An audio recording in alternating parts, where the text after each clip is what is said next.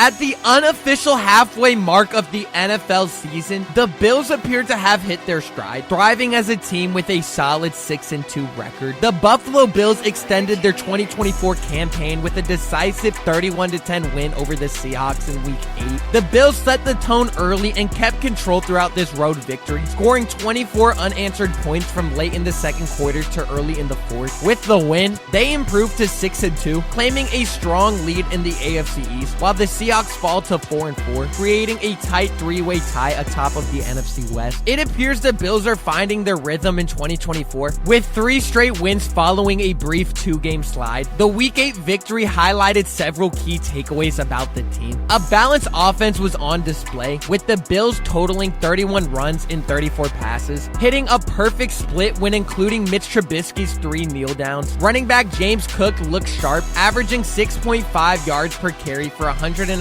yards and 2 touchdowns, his season high. Ray Davis also contributed with 4.8 yards per carry on 6 attempts. Josh Allen was efficient, completing over 70% of his passes with 2 touchdowns, despite throwing his first interception of the season. Even with new acquisition Amari Cooper only seeing 2 targets, the offense executed coordinator Joe Brady's balanced game plan effectively. Rookie wide receiver Keon Coleman has been impressive, following up his NFL Rookie of the Week honors last week with a 70-yard, 1-touchdown performance in Week 8. His connection with Allen is growing. He was targeted 7 times, some of which were high-difficulty plays, including a one-handed grab against top corner Tyreek Woolen. Coleman's presence as a reliable jump ball receiver gives Allen an added dimension in the passing game. With linebacker Terrell Bernard sidelined, there were concerns about the defense facing the league's top passing offense, yet Baylon Spector and the rest of the defense were stellar, holding the Seahawks to just 32 rushing yards on 17 carries and limiting them to only 1 20-yard reception.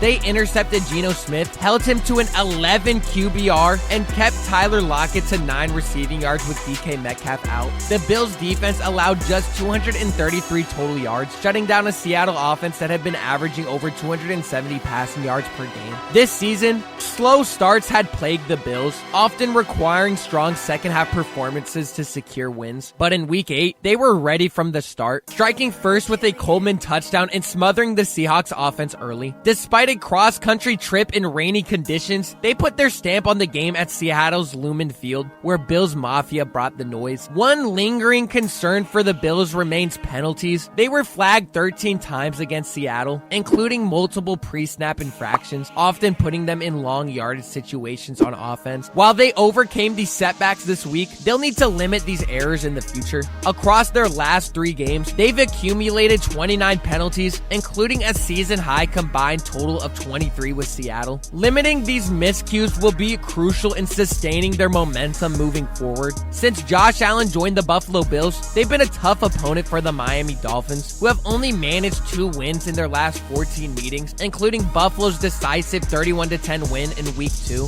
Following that blowout, Miami has faced challenges, while Buffalo has only grown stronger. Allen has a strong case for MVP this season. In their last game against the Dolphins, he didn't need to do much, completing 13 of 19 passes for 139 yards and a touchdown. However, with Miami's defense now slightly weakened, Buffalo may still face a challenge, as beating the same team twice, especially decisively, is no easy task. Allen's unique blend of size, speed, and precision possesses a daunting challenge for a struggling Miami defense. Amari Cooper, still with Cleveland in Week 2, adds another layer to the Bills' offense this coming week against the Dolphins. In his Bills debut, Cooper recorded 4 catches for 66 yards and a touchdown, although he was quiet last week with only 1 reception for 3 yards. Miami will hope he stays less involved, because the more Cooper is targeted, the more potent Buffalo's offense becomes. Running back James Cook only needed 12 touches to dismantle Miami's defense in their latest matchup, scoring 3 touchdowns, including a 49-yard rush. Cook averaged 7.1 yards per carry in that game, racking up 78 rushing yards. While Miami's run defense has been decent, they'll need to step up to prevent a repeat performance from Cook. Von Miller returns from suspension just in time to face the Dolphins. In the season's first 3 games, including the initial matchup with Miami, Miller recorded a sack in each. While his snap count is lower, Miller remains a difference maker. Miami's quick passing offense offense can neutralize him, but if the Dolphins try complex play designs, Miller is likely to disrupt them. Christian Benford is one of the standout defensive backs in the AFC East. Although his Week 2 interception of Tua may have been due to a miscommunication, Benford has the skill to capitalize on mistakes. He's made 35 tackles this season, including 7 in their previous meeting, and has 4 passes defended so far, showing his ability to make an impact in coverage. The Buffalo Bills offense has been firing on all cylinders through the first 8 weeks of the season. Part of this success comes from Josh Allen's everyone gets a chance approach, where he throws to whoever's open, and part of it is the impact of Khalil Shakir. Heading into the season, Shakir was the only returning player with experience catching passes from Allen after the major changes in the receiver lineup. That has paid off already, as Shakir now leads the team with 421 receiving yards and 36 catches, establishing himself as a key asset for offensive coordinator Joe Brady. So what makes Shakir such a reliable target? The trust and chemistry between Allen and Shakir, which has been developed over recent seasons, are certainly factors. However, the biggest reason Allen consistently looks Shakir's way is his impressive reliability. Shakir has caught 36 of his 38 targets, boasting the highest catch percentage in the league. This level of consistency fuels Allen's confidence in Shakir, with some doubting Buffalo's receiving core after the departure of Stephon Diggs and Gabriel Davis. Shakir has emerged as a driving force. Alongside new additions like Amari Cooper, Keon Coleman, and Dalton Kincaid, the Bills now hold the league's 5th-ranked offense, averaging 28.8 points per game through 8 weeks. Josh Allen might not be putting up his usual jaw-dropping stats, but make no mistake, he's having an outstanding season. He ranks 3rd in NFL passer rating at 107.6, on pace to set a career high,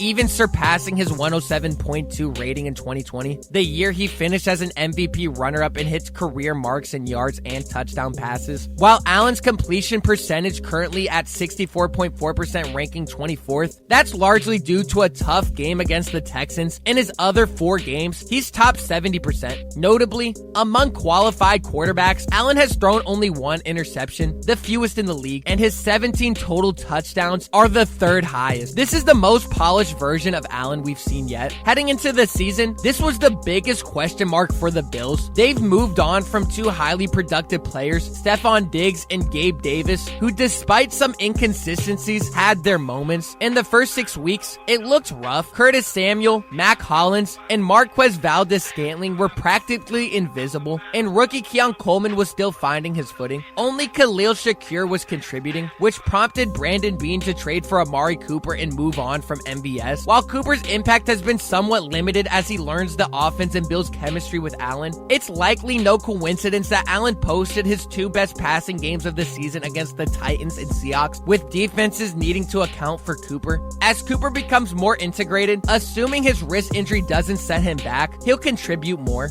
But for now, Shakir remains the top target. And what a season he's having. Let me know down below if you expected this from Shakir. And let me know in general what you're thinking of the Bills season so far. If you made it this far and you haven't already, make sure you go down below, you subscribe, you turn the notification bell on so you never miss a Bills video or any video at all. Leave a like as well. I greatly do appreciate it. And I'll see y'all in the next one.